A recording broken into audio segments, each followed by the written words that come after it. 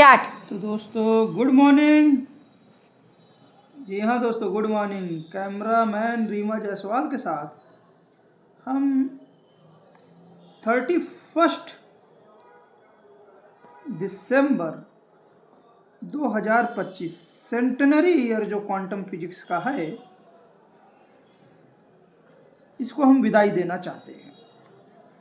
तो जो भी अब तक हमने चीज़ें बोली हैं उसको सम करना चाहते हैं, और बेसिकली हमने जो standing wave moving notes model बनाया हुआ है इसको हम सम अप करना चाहते हैं आज के दिन। कम से कम 25 में हमने अब तक क्या और किस तरीके से अप्रोच हमने बढ़ी, यही सबसे बड़ी ट्रिब्यूट होगी जो महान साइंटिस्ट इरविंग श्रोडिंगर, हेजनबर्ग साहब, आइंस्टीन साहब, मैक्स बोर्न, प्लांक साहब आदि और सबसे अधिक रिचर्ड फाइमन साहब को।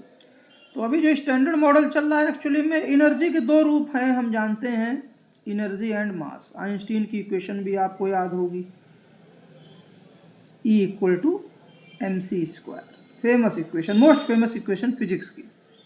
तो एनर्जी एंड मास जो है, अगर एनर्जी के दो रूप हैं, मतलब एनर्जी हम जनरली फील्ड से एसोसिएट करते हैं जहाँ पे कोई मास नहीं है, जहाँ पे कोई मास नहीं है लेकिन ये स्पेस में एनर्जी है, और यही स्पेस जब अपनी एनर्जी को कंजर्व कर लेता है, टोटल एनर्जी को, ये स्पेस, ये फील्ड, तो ये अपनी एनर्जी को दो पार्टों में तोड़ लेता है, दो रीजन्स में। ये स्पेस, एक रीजन जो डेवलप होता है एनर्जी का, वो न्यूक्लियस की फील्ड रीजन है, और जो दूसरा रीजन डेवलप होता है वो इलेक्ट्रॉन का फील्ड रीजन है।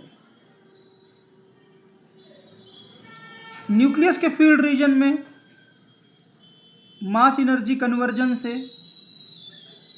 इस फील्ड रीजन में पॉजिटिव पार्टिकल्स बनते हैं, और ये रीजन काफ़ी कम एरिया में है अगर रदरफोर्ड स्कैटरिंग एक्सपेरिमेंट को ध्यान में रखा जाए, और इलेक्ट्रॉन की फील्ड बड़े एरिया में है। लेकिन इस पूरे सिस्टम को जो हम एटम कहते हैं, ये है हमेशा डेवलप होता रहता है। क्या होता रहता है? डेवलप। ऑफकोर्स इसने अपनी आइडेंटिटी टोटल एनर्जी ई को कंजर्व करके बना लिया है, लेकिन ये हमेशा एक डायनेमिक स्टेट में रहता है, और इस पूरे स्पेस में जो एनर्जी थी, इसमें मास एनर्जी कन्वर्जेंस होते हैं। न्यूक्लियस की फील्ड में मास एनर्जी कन्वर्जेंस से प्रोटॉन, न्यूट्रॉन ये सब बनते हैं। तो इलेक्ट्रॉन की जो रीजन है उसमें मास एनर्जी कन्वर्जन से आप देख सकते हैं किसी पॉइंट पर किसी समय, फॉर एग्जांपल, अब न्यूक्लियस की फील्ड को हम केवल यहाँ प्लस से ही दिखाएंगे। इलेक्ट्रॉन की फील्ड में, जैसा फेमन साहब कहते हैं कि किसी भी समय फील्ड के कुछ एनर्जी रिडिस्ट्रीब्यूशन से कोई एक पार्टिकल बन सकता है, और इसको हम क्या कहते हैं? सपोज इलेक्ट्रॉन कहते हैं, जिसमें कुछ चार्ज है, कुछ मास है और वेलोसिटी है।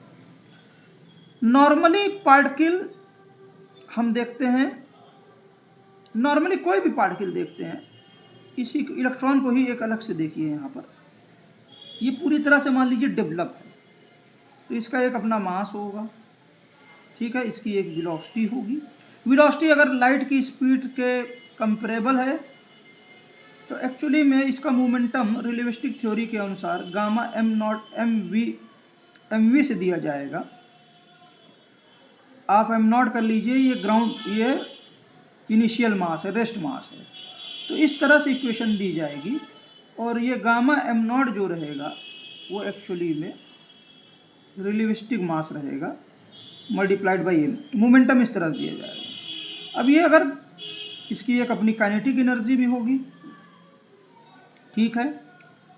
अब ये पार्टिकल अगर पूरी तरह से डेवलप, ये इलेक्ट्रॉन पूरी तरह से डेवलप हो गया है, और ये किसी भी फील्ड में, जो भी है फील्ड, चाहे न्यूक्लियस की फील्ड हो या जो भी आर्टिफिशियली लार्ज हाइड्रॉन कोलाइडर में प्रोवाइड की जाए, इस फील्ड में अगर इस पार्टिकल के मूवमेंट को ट्रैक करेंगे, तो अगर इसकी वेलोसिटी बढ़ेगी, इसकी वेलोसिटी बढ़ेगी, तो इसकी काइनेटिक एनर्जी बढ़ेगी, और जाहिर सी बात है जो भी इसकी काइनेटिक एनर्जी इलेक्ट्रॉन की बढ़ेगी वो फील्ड से ट्रांसफ़र होगी एनर्जी पार्टिकल में।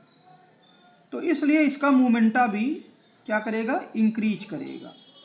क्या करेगा, इंक्रीज करेगा और बढ़ जाएगा।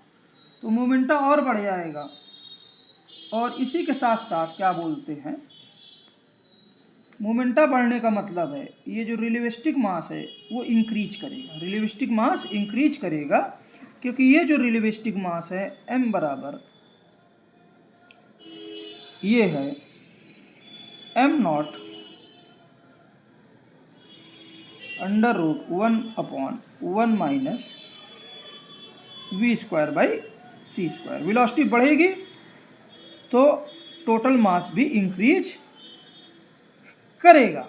लेकिन ये इसी तरह से अगर वेलोसिटी इसकी घटेगी तो इसकी काइनेटिक एनर्जी मोमेंटा फील्ड में ट्रांसफ़र हो जाएगा ना। लेकिन पार्टिकल अपनी आइडेंटिटी बनाए रखेगा। पार्टिकल पूरी तरह से डेवलप है।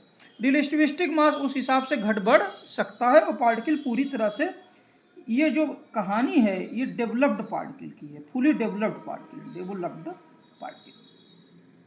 लेकिन एटम की किसी भी थ्योरी की या फील्ड की किसी भी थ्योरी को सबसे पहले ये जो पार्टिकल एकाएक जो पूरी तरह से डेवलप हम है, और इसके हम एनालिसिस, रिलेटिविस्टिक एनालिसिस और फील्ड के साथ इसके इंटरेक्शन को हम देख रहे हैं, जबकि ये पूरी तरह से डेवलप्ड है, अपनी आइडेंटिटी बनाए है।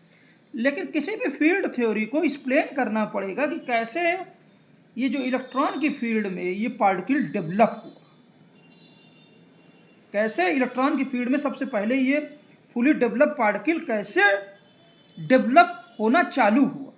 तो हमको पार्टिकल की डी नीवो, इसको कहते हैं डी नीवो सिंथेसिस, किसी भी फील्ड की थ्योरी को एक्सप्लेन करना पड़ेगा कि आखिर ये फुली डेवलप पार्टिकल कैसे डेवलप हुआ। सेकंड चीज, क्या ये एटम के अंदर ये डेवलपमेंट जो डी नीवो सिंथेसिस है इस पार्टिकल की डेवलपमेंट, जिसको बाहर लार्ज हाइड्रोजन कोलाइडर में हम इस तरह से देखते हैं, क्या ये डेवलपमेंट कंप्लीट हो गया है, या ये डेवलपमेंट, पार्टिकल का डेवलपमेंट जो हुआ है उसके पहले भी कई सारी स्टेजेस हैं, और पार्टिकल जो इस रूप में दिख रहा है ये अभी भी डेवलपमेंट नहीं पूरा, इसके बाद की भी बहुत सारी स्टेजेस हैं। दैट इज, फील्ड की किसी भी थ्योरी में पार्टिकल जो है एक ही पॉइंट पे पूरी तरह से डेवलप्ड क्यों दिखता है। फील्ड की किसी भी थ्योरी में पार्टिकल जो है, इलेक्ट्रॉन का पार्टिकल, वो कैसे डेवलप हुआ उसको भी एक्सप्लेन करना चाहिए। और एटम के अंदर क्या ये डेवलपमेंट कभी पूरा भी हुआ। न्यूक्लियस का रीजन ठीक है, बहुत छोटे रीजन में मास इकट्ठा हो गया, कुछ फील्ड है, सब कुछ है, फेयरली स्टेबल है। इलेक्ट्रॉन के रीजन में ये डेवलपमेंट शायद कभी पूरा हुआ ही नहीं। तो अगर हम इस पूरे रीजन को ही अगर वन डायमेंशन में देखने की कोशिश करें, फिगर को हम सारे चीज़ को वन डायमेंशन में ले आए सिंप्लिसिटी के लिए, तो आप न्यूक्लियस के रीजन को ऐसे दिखाइए और पूरे के पूरे रीजन को वन डायमेंशन में सिंप्लिसिटी के लिए देखने की कोशिश कीजिए। ये पूरा का पूरा रीजन, और किसी समय पार्टिकल जब डेवलप हो रहा है, क्योंकि एटम के अंदर किसी ने देखा नहीं, डेवलप हो रहा है, तो वो पार्टिकल यहाँ अभी डेवलप हो रहा है इस पॉइंट पर, तो जाहिर सी बात है अगल बगल भी फील्ड क्या कुछ ना कुछ डेवलपमेंट नहीं ले सकती है, ले सकती है। मतलब पार्टिकल पूरी तरह से जो उसकी आइडेंटिटी है वो अभी डिफाइंड नहीं है, और पार्टिकल शेप भी चेंज कर रहा है, शेप चेंज हो रहा है, पार्टिकल स्प्रेड भी हो रहा है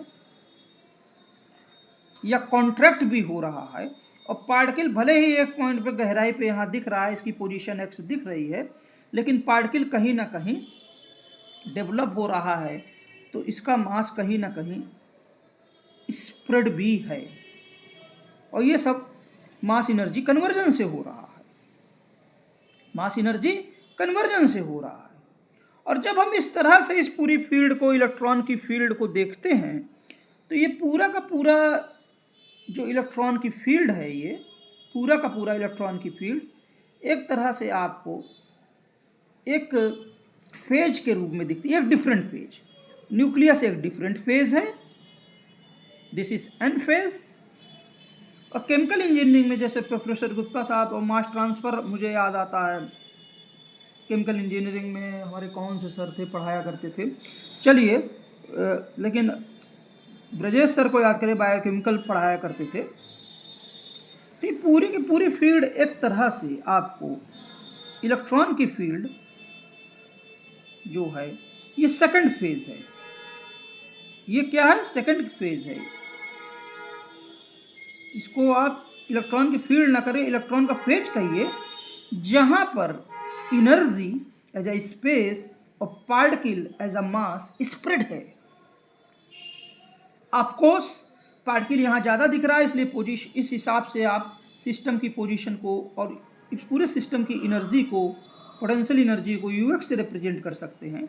ऑफकोर्स पार्टिकल यहाँ पे ज़्यादा दिख रहा है, तो आप यहीं से आप क्या बोलते हैं, काइनेटिक एनर्जी भी दे सकते हैं सिस्टम की, लेकिन ये काइनेटिक एनर्जी इन पार्टिकल्स में भी है। और ये दोनों ही एनर्जी एक्चुअली में टोटल एनर्जी इस पूरे फील्ड की है, ये पूरे फेज की है, जहां मास भी कुछ ना कुछ फैला हुआ है। ऑफकोर्स डेवलपमेंट इसी पॉइंट पर है, तो स्प्रेड भी हम इसी पॉइंट पे ज़्यादातर दिखाएं, क्यों ज़्यादा फैलाएं।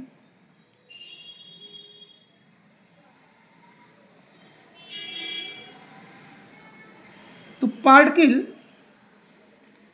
थ्योरेटिकली तो स्प्रेड पूरा का पूरा यहाँ से यहाँ तक है, भले ही पार्टिकल की पोजीशन एक्स है, लेकिन रियलिस्टिक सेंस में इक्वेशन लिखते समय पार्टिकल का इस मेजर स्प्रेड जो है वो इसके अराउंड है, इसके पास ही है, इस पोजीशन के अराउंड।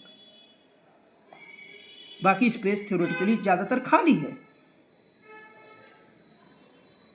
तो इसलिए हमको प्रॉब्लम को क्या बोलते हैं, फुली डेवलप्ड पार्टिकल और रिलेटिविस्टिक सेंस के साथ तरह ही नहीं देखना चाहिए। हमको ये भी देखना चाहिए कि पार्टिकल जो है, particle is in the making है, ये पार्टिकल डेवलप हो रहा है। जो पार्टिकल आपको कभी कदार इस तरह दिख जाता है, एक्चुअली में इस प्रोसेस से डेवलप हो रहा है। दैट इज आपका मटेरियल सिंथेसिस। अगर वास्तव में मास कहीं एग्जिस्ट करता है किसी पार्टिकल में और उसका नेचर फील्ड से डिफरेंट है, मास डिल्यूजन नहीं है, दैट मीन्स कि ये पार्टिकल की मटेरियल सिंथेसिस भी फील्ड की किसी भी थ्योरी को डेवलप क्या बोलते हैं, उसको एक्सप्लेन करना चाहिए।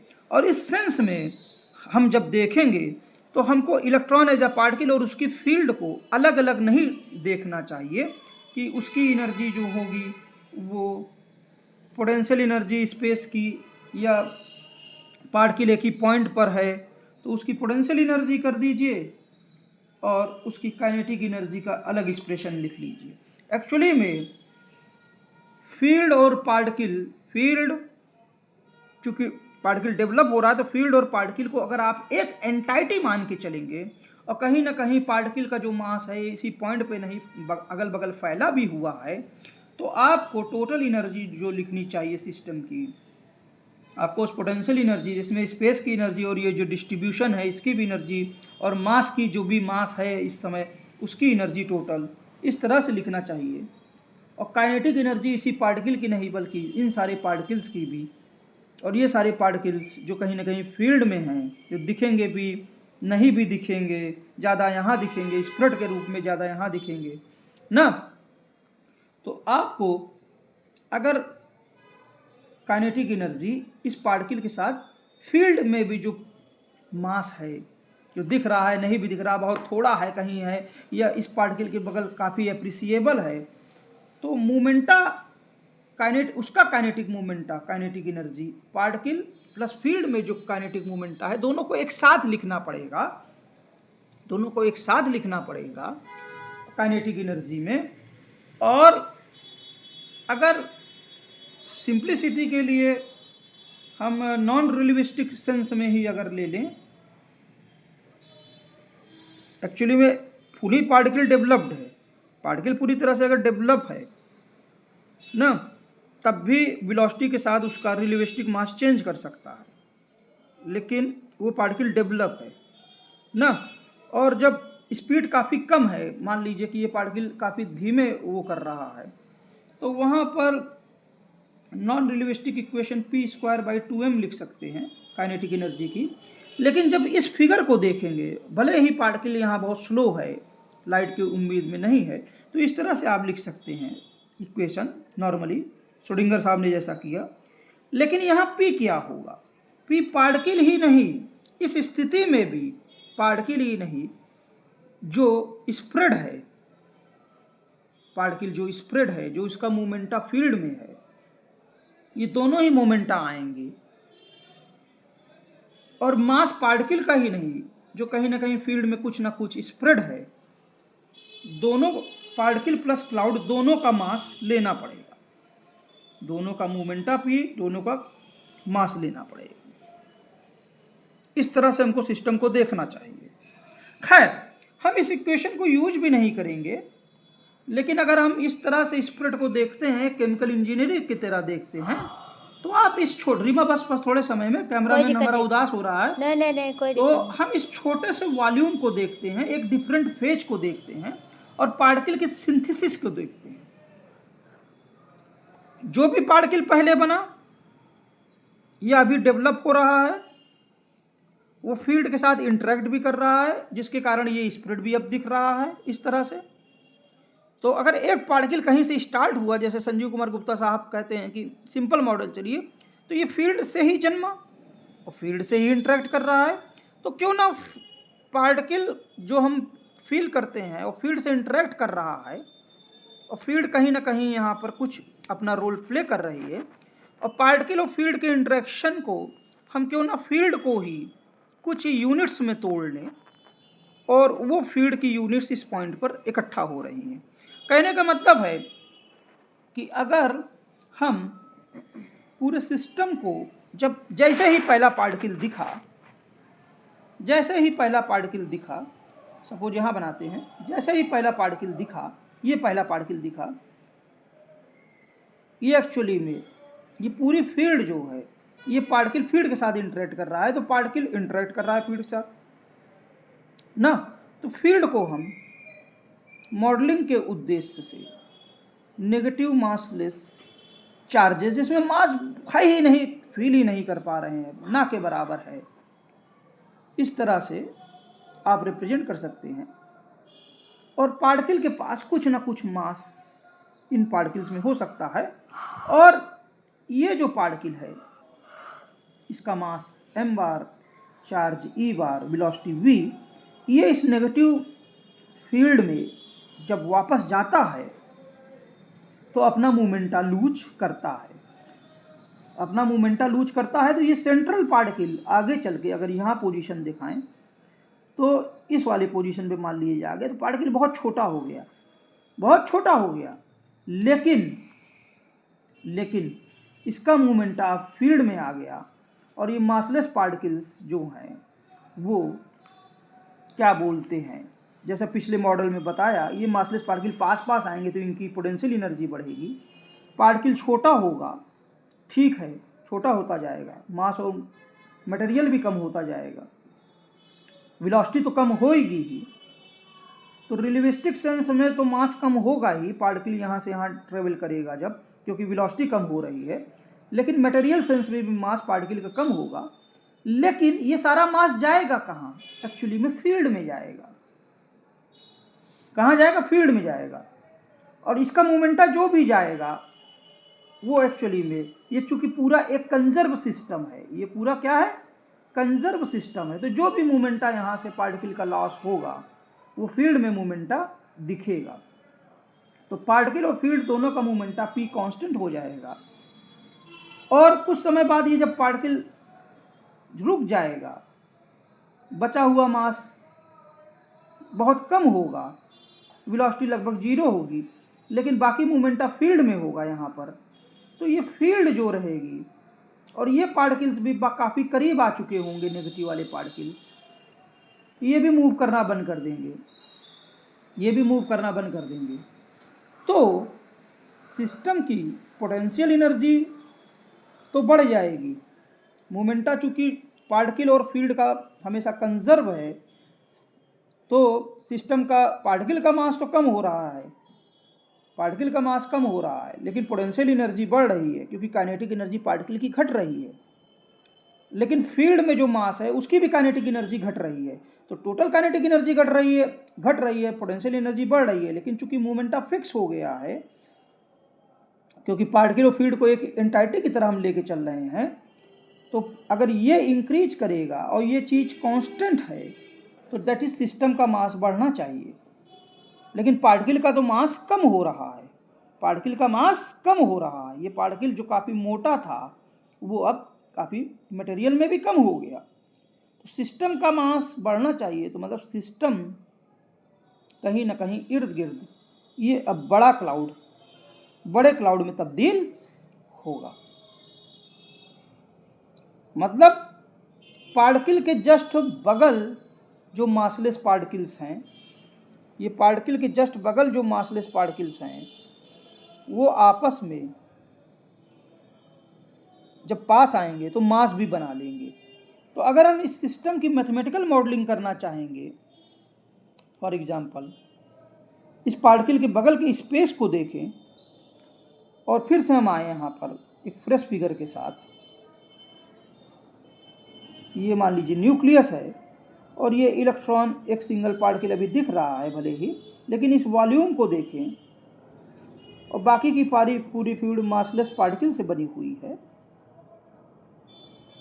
तो इस वॉल्यूम में अगर इस मासलेस पार्टिकल का डिस्ट्रीब्यूशन से ही तो ये पार्टिकल बन रहा है ना, या इस पार्टिकल का मास पार्टिकल छोटा बड़ा हो रहा है, या इसका मास फैल रहा है, जो भी कुछ हो रहा है, तो अगर इसके लिए हम मटेरियल बैलेंस इस वॉल्यूम में लिखने की कोशिश करें और मासलेस पार्टिकल की डेंसिटी को हम नेगेटिव मासलेस पार्टिकल की डेंसिटी को साई xt से रिप्रेजेंट करें, तो ये समय के साथ इसका जो पर यूनिट वॉल्यूम जो मासलेस पार्टिकल की डेंसिटी चेंज होगी, वो चूँकि मासलेस पार्टिकल की डेंसिटी पार्टिकल पास या दूर आ रहे हैं तो डिफ्यूजन के कारण नेट गेन हो सकता है। तो एक डिफ्यूजन का कांस्टेंट डी डेवर स्क्वायर डेवर x square psi xt plus ये जब पार्टिकल मूव करेगा तो ये वापस नेगेटिव पार्टिकल्स को ठेलेगा भी वॉल्यूम में, तो रिबाउंड के कारण भी कुछ ना कुछ गेन या लॉस हो सकता है। वो बी टाइम्स पार्टिकल की स्पीड ux जो पोटेंशियल एनर्जी फंक्शन होगी, और जितने पार्टिकल होंगे वो साई पे डिपेंड करेगा, साई xt। लेकिन एक तीसरा टर्म भी हो सकता है, अगर हम क्लियर करके इसको नए फिगर में दिखाएं आपको, ये तो ओवरऑल जो मॉडल बनता है वो इस तरह से बनता है कि ये न्यूक्लियस की फील्ड है, इसको हम फेयरली स्टेबल मानते हैं। इलेक्ट्रॉन की फील्ड वन डायमेंशन में देखिए, इलेक्ट्रॉन यहाँ पे एक जब पार्टिकल है और ये field massless particle negative massless particles से बनी हुई है, और ये नेगेटिव मासलेस पार्टिकल्स इंटरेक्ट करके पार्टिकल बनाते हैं। तो एक्चुअली में सारा का सारा चीज़ हमने बताया ना कि कुछ इस तरह से है, तो केमिकल इसको पूरे फेज एनालिसिस करनी पड़ेगी, और एक वॉल्यूम में इस मासलेस पार्टिकल इसके अराउंड, इस पार्टिकल के अराउंड जो भी पार्टिकल का मास है, केवल पार्टिकल बार ये सोचता है केवल पार्टिकल का मास, जो भी वेलोसिटी है, जो भी इसमें चार्ज है ना, तो इसको बैलेंस करना पड़ेगा, मटेरियल बैलेंस। और ये मासलेस पार्टिकल की डेंसिटी से ही सब कुछ जनरेट हो रहा है, तो मासलेस पार्टिकल की डेंसिटी को हम xt से रिप्रेजेंट करते हैं, और डेवर बाई डेवर t, इस डेंसिटी कैसे चेंज हो रही है इस वॉल्यूम में जहाँ पार्टिकल की पोजीशन x है, वो डिफ्यूजन के कारण होगी। और ग्रेडियंट ले लीजिए आप, ग्रेडियंट इक्वेशन प्लस पार्टिकल इसको वापस रिबाउंड भी करेगा, रिबाउंड का इक्वेशन b टाइम्स, अगर ये पार्टिकल ना मूव करता तो डिफ्यूजन के कारण ही होता, लेकिन पार्टिकल मूव कर रहा है तो इसको वापस भेज भी रहा है, तो इसलिए b times ux into Sai xt plus एक टर्म और आपको लेना पड़ेगा, रिमा कैमरा दिखाना है, क्योंकि ये मासलेस पार्टिकल ही आपस में इंटरेक्ट करके पार्टिकल को जन्म दे रहे हैं, तो डिफ्यूजन से या रिबाउंड से जो भी चीज़ आएगा, यही मासलेस पार्टिकल वास्तव में, ये पार्टिकल जब आगे बढ़ेगा तो अपना मास तो कम करेगा, लेकिन क्लाउड का मास बढ़ाएगा। तो कुछ जो मासलेस पार्टिकल्स हैं वो आपस में कोलेस कर जाएंगे इस तरह से, तो उसके कारण संख्या घटेगी मासलेस पार्टिकल्स की, जो मास में कन्वर्ट हो जाएंगे। तो इसलिए माइनस एक कांस्टेंट s, इसको हम स्पिन कांस्टेंट कहेंगे, और ये जो कोएलेसेंस का टर्म है जो मास में बदल रहा है, इसको हम रिप्रेजेंट कर सकते हैं वेलोसिटी। जाहिर सी बात है, जितना तेज रहेगा उतना तेज तो पोजीशन पे डिपेंड करेगी, और जितने पार्टिकल रहेंगे उतना ज़्यादा कोएलेसेंस होगा। ये तीसरा टर्म भी आ जाता है। और ये एक्चुअली में मास एनर्जी मटेरियल सिंथेसिस का टर्म है, या दी सिंथेसिस, मटेरियल सिंथेसिस, और डी अगर अपोजिट वे में पार्टिकल जाएगा तो अपोजिट इफेक्ट आएगा, डी सिंथेसिस का टर्म है। पोटेंशियल एनर्जी के साइन के अनुसार ये चेंज होता रहेगा। एक्चुअली में इसी के कारण वास्तव में इस स्पेस में डेंसिटी चेंज होगी। क्या चेंज होगी? डेंसिटी। तो इसलिए इस टर्म को हम अलग से अगर कांस्टेंट आर्बिट्री वे में रखें तो इस टर्म को हम डेंसिटी के टर्म में, अगर इस पोजीशन पर डेंसिटी ले लें मटेरियल की, हम इस तरह से रिप्रेजेंट कर सकते हैं। और इस टर्म को अगर इधर ले आए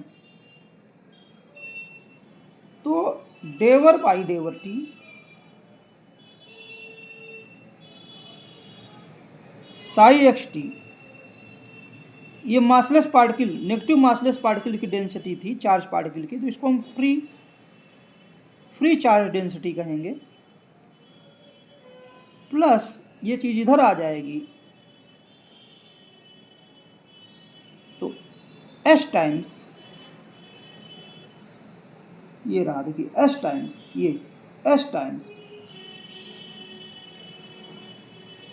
रो एक्स टी, वहाँ पे जो मटेरियल की डेंसिटी है, और ये समय के साथ इस तरह चेंज होगी, ये टोटल चीज़। और ये जब टोटल चीज़ चेंज होगी, बाकी इक्वेशन वैसे की वैसे ही हम लिख देंगे, माइनस डी डेवर स्क्वायर डेवर x square psi x T plus B times you x into psi x T ना। तो इस इक्वेशन को, तो अब हम एक क्या बोलते हैं, इस इक्वेशन को हम, तो ये मटेरियल डेंसिटी के साथ s से गुणा है, और ये मटेरियल डेंसिटी आई कैसे है, जो मासलेस पार्टिकल्स आपस में कोलेस करके मास बना रहे हैं, तो वो भी कहीं ना कहीं अब जो चार्ज है वो फिक्स हो गया है। तो एक्चुअली में ये पूरा टर्म को आप फिक्स्ड चार्ज डेंसिटी कह सकते हैं। क्या कर सकते हैं? Fixed charge density. ये फ्री चार्ज डेंसिटी, ये फिक्स्ड चार्ज डेंसिटी। तो ये पूरा टर्म जो हो जाएगा एक्चुअली में, ये free charge density massless negative particle, ये मटेरियल में जो चार्ज है वो वाली डेंसिटी। तो ये पूरा टर्म जो हो जाएगा टोटल चार्ज डेंसिटी। क्या हो जाएगा? Total charge density. ये दोनों टर्म मिला के इक्वेशन को और सफाई से हम क्या कहना चाहते हैं कि किसी भी पर यूनिट वॉल्यूम जो टोटल चार्ज डेंसिटी होगी वो फ्री चार्ज डेंसिटी प्लस जो मास में फिक्स्ड चार्ज डेंसिटी है,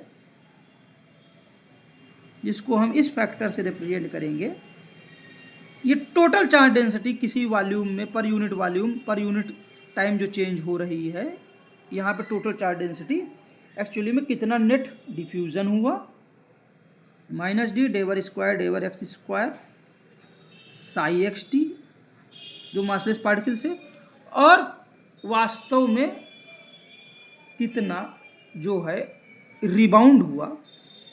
ये पार्टिकल वापस ठेलेगा भी तो कोलेस भी करेंगे, तो लेकिन वो फिक्स्ड चार्ज डेंसिटी बना देगा और आपको इसको तो इफेक्ट देगा ही। तो रिबाउंड वाला term B times you x into psi x t. इस इक्वेशन को कंपेयर करिए आप श्रोडिंगर इक्वेशन से।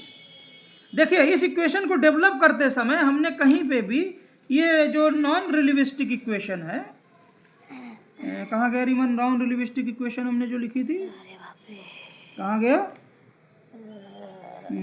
p²/2m वाला कहाँ लिखा था, ये देखिए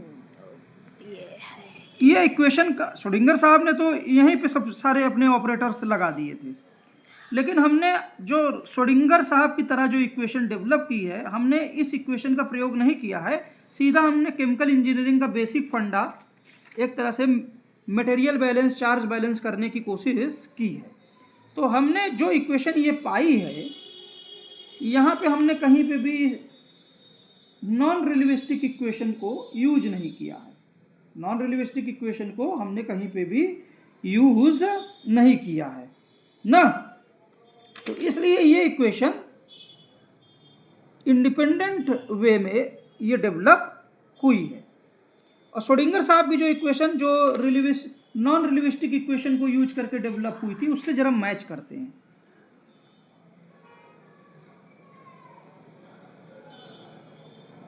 अपने मतलब के फॉर्म में इसको I psi x t is equal to minus h bar 2m डेवर स्क्वायर डेवर x square ux psi x t plus 1/h bar ux into psi x t। इन दोनों इक्वेशन को कंपेयर करिए आप। भले ही ये नॉन रिलेटिविस्टिक इक्वेशन को यूज करके की हुई है, नॉन रिलेटिविस्टिक इक्वेशन मतलब E बराबर ux काइनेटिक एनर्जी के लिए p²/2m, ये टर्म जो यूज कर लिया, नॉन रिलेटिविस्टिक टर्म यूज कर लिया। लेकिन इस नॉन रिलेटिविस्टिक टर्म यूज करने के बाद भी अगर हमने मोमेंटा पार्टिकल ही नहीं फील्ड का भी ले लिया और मास पार्टिकल ही नहीं फील्ड को भी दर्शाया, तो कहीं ना कहीं कुछ ना कुछ ये इंडिकेशन दे रहा है। लेकिन जो हमने इक्वेशन डेवलप की उसमें इसको भी नहीं यूज किया, लेकिन श्रोडिंगर साहब ने जो इस मेथड से, वेव मेथड से यूज किया, इन्होंने ये इक्वेशन आई।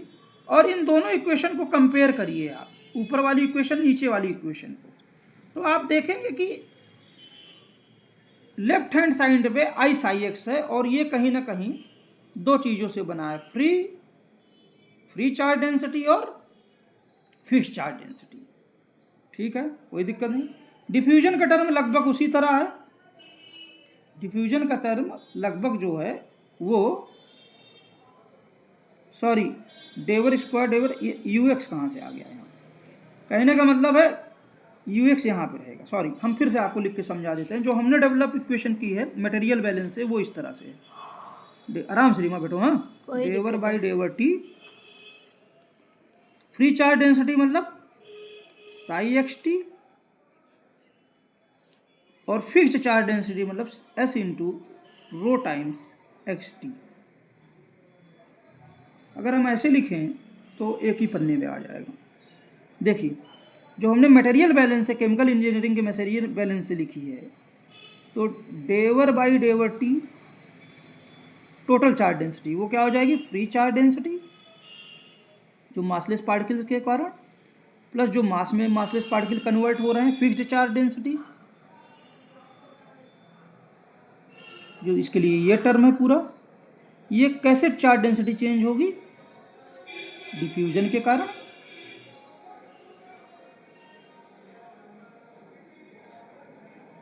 मासलेस पार्टिकल के, प्लस आपको एक रिबाउंड टर्म लिखना पड़ेगा ux into psi x T, ये आपको लिखना पड़ेगा। और श्रोडिंगर इक्वेशन अपने मतलब के फॉर्म में क्या है, डेवर बाई डेवर T I psi x t is equal to minus h by 2m डेवर इस x, रीमा सही है ना, x square psi x t diffusion वाला term plus 1/h bar ux multiplied by psi x T.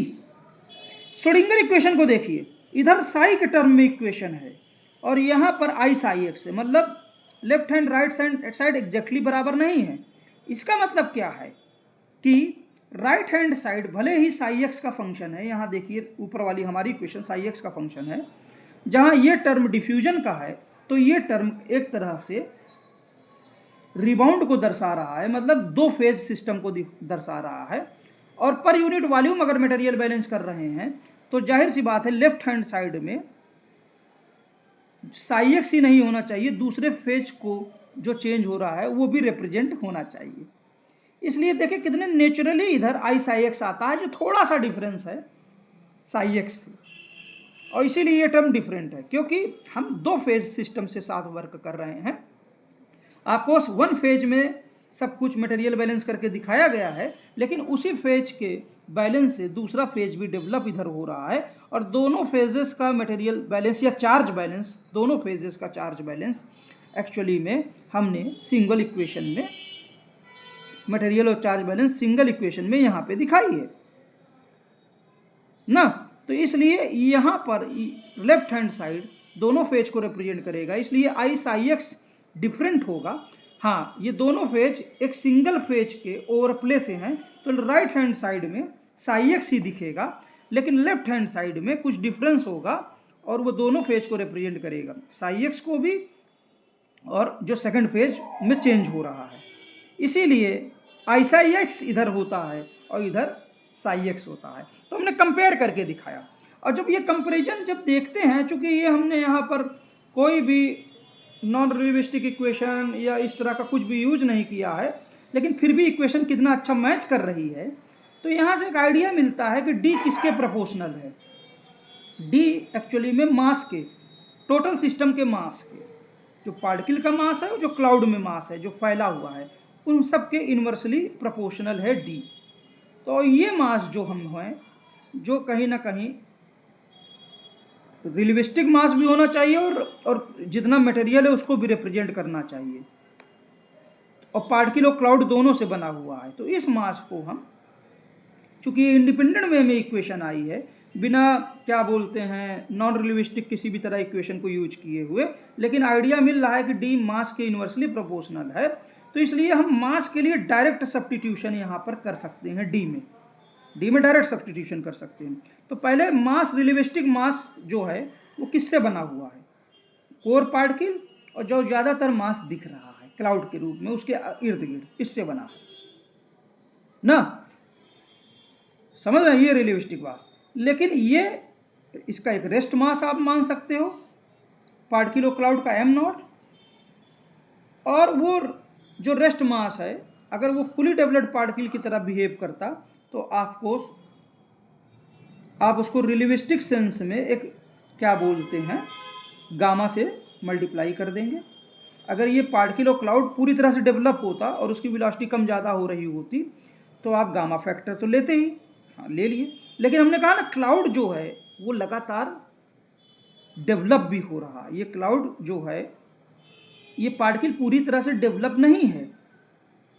जैसे जैसे इस पार्टिकल और क्लाउड की वेलोसिटी चेंज हो रही है, पार्टिकल जो है वो डेवलप हो रहा है, मटेरियल सिंथेसिस भी हो रही है, और वो सिंथेसिस कहीं ना कहीं प्रोपोर्शनल है किसके, मासलेस पार्टिकल की डेंसिटी के। तो इसलिए जो मास आपको लेना चाहिए वो साई एक्स टी से ये 3 फैक्टर लेने चाहिए। चूंकि यूनिट बदल जाएगी तो रिलेटिव डेंसिटी लीजिए आप, साई एक्स टी, जो एवरेज डेंसिटी पूरे सिस्टम में है, जो एवरेज डेंसिटी पूरे सिस्टम में है। ये देखिए पूरे सिस्टम में जो एवरेज जो साई की वैल्यू है किसी भी समय पर, किसी भी जब पार्टिकल पे पोजीशन x है उस पोजीशन पे एवरेज डेंसिटी जो है,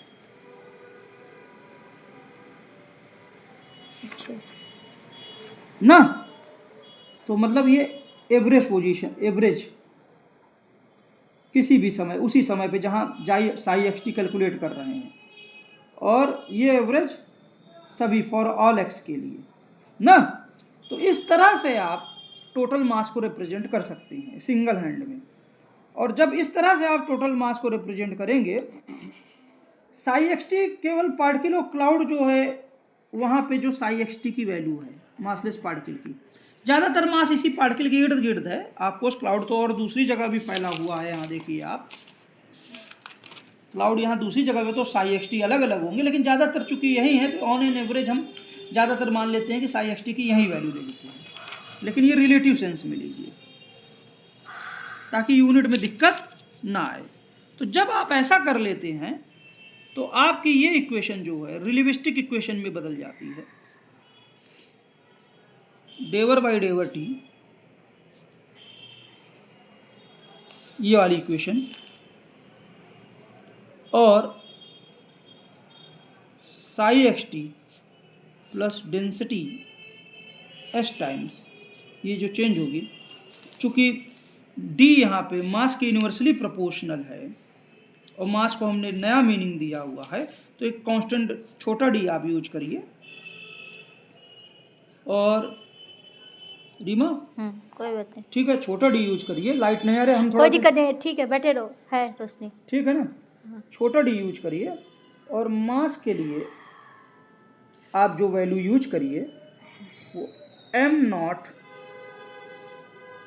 मल्टीप्लाइड बाई गामा, और हमने बताया ना नीचे भी साई एक्स टी लिखिए, अच्छे से दिखाना रीमा। और इसको रिलेटिव वाला जब लेंगे एवरेज वाला तो वो ऊपर चला जाएगा, तो साई एक्स टी एवरेज ना मल्टीप्लाइड बाई ग्रेडियंट कटर plus B times you x into psi x T. ये आपकी रिलेटिविस्टिक श्रोडिंगर इक्वेशन है। लेकिन आपको यहाँ पे ये भी ध्यान रखना है कि सपोज ये न्यूक्लियस था, इस ना पार्टिकल यहाँ से चला, एक बड़ा पार्टिकल मासलेस पार्टिकल्स की फील्ड में चला ये, लेकिन जब चलेगा तो ये छोटा होगा क्योंकि इसकी जो मास है, वेलोसिटी है और चार्ज है, ये सब कम होंगे, मोमेंटम के साथ ये सब चीज़ें कम होंगी, ये छोटा होगा। लेकिन क्लाउड इसका बढ़ेगा, क्लाउड इसका बढ़ेगा जैसे जैसे ये पार्टिकल इधर बढ़ता जाएगा। समझ रहे हैं कि नहीं, ये चीज़ें बढ़ता जाएगा। एक समय ऐसा आएगा, मान लीजिए यहाँ पर इस पोजीशन पर, कि पार्टिकल अपनी आइडेंटिटी खो सकता है और सब कुछ क्लाउड हो जाए, सब कुछ क्लाउड हो जाए। तो जो पार्टिकल यहाँ था, आप कहोगे क्लाउड के सेंटर में, हम कहेंगे क्लाउड के सेंटर में है, लेकिन अब जब पार्टिकल अपनी आइडेंटिटी खो गया तो अब ये क्लाउड में से कहीं से भी, क्लाउड में से कहीं से भी नया पार्टिकल बन सकता है। और जब ये पार्टिकल वापस जाएगा तो चूंकि जो सेंटर से पार्टिकल बनना चाहिए था वो अब क्लाउड का कोई भी पार्टिकल अब वैसा बिहेव कर रहा है, तो कोई ज़रूरी नहीं जब ये पूरा सिस्टम इस पॉइंट पर पहुँचे तो ठीक इसी तरह दिखे। मे भी सिस्टम इस तरह से, जहाँ यहाँ इस तरह से दिख रहा है, ये पार्टिकल जो इस तरह से इतना पूरा मास बार वी बार और ये बार जो यहाँ दिख रहा है पोजीशन एक्स पे, मे भी वो नेक्स्ट बार क्या बोलते हैं शायद, ये पूरी चीज़ें जो दिखे वो x प्लस डेल्टा एक्स में दिखे, इस पोजीशन पे दिखे, x plus delta x position पे ये पार्टिकल वही मोमेंटम लिए, वही मास लिए, इस पोजीशन पे दिखे। तो ये पोजीशन में अनसर्टेनिटी आ गई। इसी तरह से पोजीशन में अनसर्टेनिटी डेल्टा एक्स हो गई, डेल्टा एक्स हो गई। इसी तरह से अगर इसी पॉइंट पर वापस आते हुए देखेंगे तो पार्टिकल कोई ज़रूरी नहीं कि उतना ही मोमेंटम, जितना मास यहाँ पे लिया, जितना वेलोसिटी लिया है, उतना ही मोमेंटम यहाँ पे शो करे। ये मोमेंटम में अनसर्टेनिटी डेल्टा एम वी हो सकती है। तो एक्चुअली में हर एक पॉइंट पर, हर एक पोजीशन पर कुछ ना कुछ मोमेंटम में अनसर्टेनिटी, कुछ ना कुछ पोजीशन में अनसर्टेनिटी इनहेरेंट होगा। पार्टिकल यहीं से सेंटर से ही क्यों नहीं चालू हुआ? क्योंकि एटम जो है वो स्पेस है, कुछ फ्लक्चुएशन दूसरे स्पेस से, अगल बगल के स्पेस से, स्पेस में फ्लक्चुएशन से मटेरियल सिंथेसिस यहाँ से चालू हो गई। ऑफकोर्स टोटल एनर्जी का कंस्ट्रेंट पूरी तरह से लागू रहा, लेकिन अब आप देख सकते हैं कि हर एक पोजीशन के रिलेटेड डेल्टा एक्स होगा, हर एक पोजीशन के लिए डेल्टा एम वी पोजीशन, और दोनों में फर्क आएगा। तो इसका इफेक्ट क्या होगा? इसका इफेक्ट होगा जो पोटेंशियल एनर्जी केवल एक्स का फंक्शन थी, वो पोटेंशियल एनर्जी एक्चुअली में एक ऑसिलेटिंग फंक्शन हो जाएगा। क्या हो जाएगा? Oscillating function. और जब हम इस तीसरे टर्म को इनकॉर्पोरेट कर लेंगे तो हम एक तरह से हाइजेनबर्ग साहब की अनसर्टेनिटी प्रिंसिपल है उसको भी इनकॉर्पोरेट कर लेंगे। तो यहाँ पर ये जो इक्वेशन हो जाएगी, इधर पे हम इक्वेशन को इससे नहीं लिखेंगे, तो ये इक्वेशन पूरी उसी तरह है, लेकिन यहाँ पर जो ux है अब वो पोजीशन और टाइम का फंक्शन हो जाएगा। लेकिन जो भी एवरेज बिहेवियर जो ये है ux, ये हम मान लेते हैं बिल्कुल नहीं, कॉपी कैट बेस से चलता है। पार्टिकल यहीं से चालू होता है, यहीं क्लाउड बनाता है, सेंटर से वापस जाता है। तो जो भी ux कैलकुलेट करेंगे, अब उस एवरेज बिहेवियर में हम एक फंक्शन ऑफ टाइम h और t के साथ इक्वेशन में यहाँ सब्स्टिट्यूट कर देंगे। कहाँ पे? ux में, यहाँ सब्स्टिट्यूट कर लेंगे। तो आप अनसर्टेनिटी प्रिंसिपल को भी श्रोडिंगर इक्वेशन में इनकॉर्पोरेट कर सकते हो। इसका इफेक्ट क्या होगा एनर्जी कंजर्वेशन के साथ? इफेक्ट क्या होगा? एक्चुअली में जो भी आप मासलेस पार्टिकल की डेंसिटी, न्यूक्लियस की पोजीशन 0 है और यहाँ पे पोजीशन मान लीजिए पार्टिकल जहाँ आप सोच रहे हो, जो भी आप डेंसिटी डिस्ट्रीब्यूशन है मासलेस पार्टिकल की, जो साई एक्स टी आप कैलकुलेट करोगे, जब पोटेंशियल एनर्जी केवल ux का फंक्शन होगा, सब कुछ कॉपी कैट चलेगा, तो हर एक पोजीशन पे जहाँ पार्टिकल का कोर है तो आप डेंसिटी का कोई फंक्शन पालोगे। ये साई एक्स किसी पॉइंट पर, किसी समय पे जहाँ पोजीशन x पे है, ये डेंसिटी का ओवरऑल फंक्शन होगा, डेंसिटी डिस्ट्रीब्यूशन। लेकिन जब आप ऑसिलेशंस को भी ले लोगे, क्योंकि जो थोड़ा ऑसिलेशंस है नेचुरली सिस्टम में अनअवॉइडेबल, तो पता लगा कि इसी पोजीशन पर एक डिफरेंट टाइम पर ग्राफ जो है थोड़ा सा चेंज हो सकता है। अगले पॉइंट पर इसी पोजीशन पार्टिकल पे ग्राफ हल्का सा चेंज हो सकता है। एक्चुअली में श्रोडिंगर इक्वेशन जो है वो एवरेज ग्राफ को शो करती है कि अगर पार्टिकल की पोजीशन x पे है, पार्टिकल की पोजीशन अगर x फिक्स हो गई है तो ग्राफ फिक्स हो गया है। ग्राफ जो है साई एक्स का, ये x बराबर 0 है, जो साई एक्स है, जो डेंसिटी है साई एक्स टी, वो केवल पोजीशन पे डिपेंड कर रही है। उसका ग्राफ अगर पोजीशन फिक्स हो गई तो ग्राफ फिक्स हो गई, तो ये एवरेज है। लेकिन रियलिटी में ये ग्राफ जो है इसी एवरेज के इर्द गिर्द थोड़ा सा इधर, थोड़ा सा ऊपर एवरेज से भी ऑसिलेट कर सकता है। और ये जितने भी सारे डिफरेंट ऑसिलेशंस हैं इस पोजीशन पर, जितने भी सारे ये डिफरेंट ऑसिलेशंस हैं, उनका एवरेज कौन सी इक्वेशन, जहाँ पर पोटेंशियल एनर्जी केवल x का फंक्शन है। लेकिन जब हम ऑसिलेटिंग टर्म यूज कर लेंगे, यहाँ पर ux के साथ हम एक ऑसिलेटिंग फंक्शन अनसर्टेनिटी को भी इनकॉर्पोरेट कर देंगे। जब वहाँ पर हम ऐसा कर लेंगे तो कहीं ये ऑसिलेटिंग फंक्शन भी ले लेंगे, तो ये सारे ग्राफ मिलेंगे। कहीं ना कहीं ये सारे ग्राफ मिलकर एवरेज बनाते हैं। एट द पॉइंट पे जब भी एक्सपेरिमेंट करेंगे तो एवरेज नहीं मिलेगा, बल्कि एवरेज से रिलेटेड कोई भी ग्राफ मिल सकता है। साई एक्स का, साई एक्स टी का कोई भी ग्राफ मिल सकता है और वो वेव फंक्शन को डिफाइन कर सकता है। और इस तरह से क्या बोलते हैं, हमको हर एक पॉइंट पर जो भी ग्राफ रहेगा, हर एक पॉइंट पर वैसा ही मोमेंटम में एक स्प्रेड, पार्टिकल के मोमेंटम में एक स्प्रेड मिलेगा। इसी तरह से पोजीशन, अगर मोमेंटम को फिक्स मान लेंगे तो पोजीशन में एक स्प्रेड मिलेगा ना।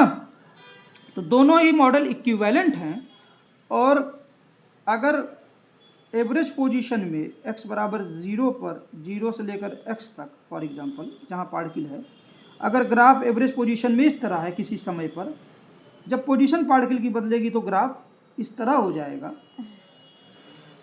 या कुछ भी हो जाए। तो इस ग्राफ को हम, ये कई ग्राफ्स का एवरेज है, इसी तरह ये वाला जो ग्राफ है ये कई ग्राफ्स का एवरेज है, और ये जो भी अलग अलग ग्राफ्स हैं वो एक्चुअली में wave packet, different wave packet को रिप्रेजेंट करेंगे। इसलिए ये वेव पैकेट समय के साथ जो है वो कई ग्रुप ऑफ वेव्स को रिप्रेजेंट करेगा, और ये जो इस पॉइंट पर जो डिफरेंट वेव पैकेट्स हैं वो डेल्टा एक्स या डेल्टा पी में वो वेव पैकेट वेरिएशन या वेवलेंथ में वेरिएशन के साथ डेवलप होंगे, और यहाँ पे कुछ अलग डेल्टा पी, डेल्टा लेम्डा के साथ अलग अलग वेव्स के कम्बिनेशन से यहाँ डेवलप होंगी।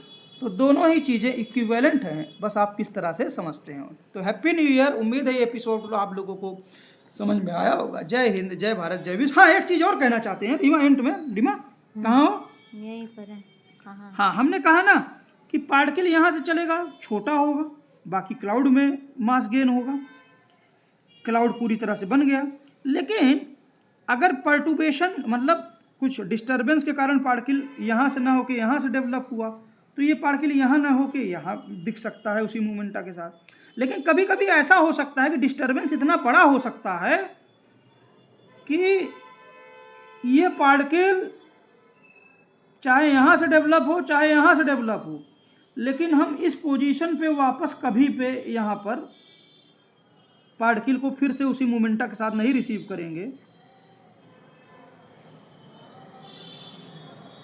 और जब कभी भी नहीं करेंगे तो ये पार्टिकल इस मोमेंटा के साथ यहाँ पे जो पहले डेल्टा एक्स के साथ यहाँ दिख जाए या यहाँ दिख जाता था, अब ये अपना नेचर ही बदल रहा है। मास और वेलोसिटी पूरी तरह से चेंज हो गई है, और एक जो ऑसिलेशन इस दायरे में हो रहा था, एक्स पर इस दायरे में हो रहा था, वो ऑसिलेशन सब हाई दूसरे दायरे पे हो रहा है, वो ऑसिलेशन सब दूसरे दायरे पे हो रहा है। सिस्टम क्या बोलते हैं, अब जो डिस्टर्बेंस है उसने टोटल एनर्जी भी चेंज कर दी है। मतलब इलेक्ट्रॉन नेक्स्ट आइगन वैल्यू, जो श्रोडिंगर इक्वेशन की नेक्स्ट आइगन वैल्यू है, इलेक्ट्रॉन उसमें चला गया है। लेकिन वहाँ पे भी आपको अनसर्टेनिटी मिलेगी। पर्टुर्बेशन इतना बड़ा, डिस्टर्बेंस इतना बड़ा आ गया कि इसने सिस्टम की एनर्जी को चेंज कर दिया, और वो जो एनर्जी चेंज है वो पूरी तरह से एब्जॉर्ब हो गई है, और वो नेक्स्ट आइगन वैल्यू E2 में सिस्टम इलेक्ट्रॉन उसमें ऑसिलेट कर रहा है। तो इस इक्वेशन को, श्रोडिंगर इक्वेशन को उस हिसाब से भी आप जब मॉडिफाई कर लेंगे तो जो पर्टुर्बेशन थ्योरी है आप उसके करीब पहुंच जाएंगे। तो हमने एक फिजिकल मॉडल देने की कोशिश की श्रोडिंगर इक्वेशन को, और अनसर्टेनिटी, क्वांटम मैकेनिक्स, उसकी प्रोबेबिलिटी इत्यादि को, ये सबको कुछ क्या बोलते हैं, एक सेंस देने की कोशिश की, डिटर्मिनिज्म देने की कोशिश की। आप नेचर को पूरी तरह डिटरमाइन नहीं कर सकते हैं, इसलिए कुछ ना कुछ एनर्जी डिस्ट्रीब्यूशन स्पेस के फ्लक्चुएशन से हो सकता है, अनसर्टेनिटी आ सकती है। और वो अनसर्टेनिटी जब इतने बड़े दायरे पे हो जाए कि वो इलेक्ट्रॉन को नेक्स्ट हायर लेवल पे पहुंच जाए, तो वहाँ पर क्या बोलते हैं, इलेक्ट्रॉन नेक्स्ट लेवल की क्या बोलते हैं, उसको वेव से रिप्रेजेंट करना पड़ेगा, higher energy of standing wave से रिप्रेजेंट करना पड़ेगा।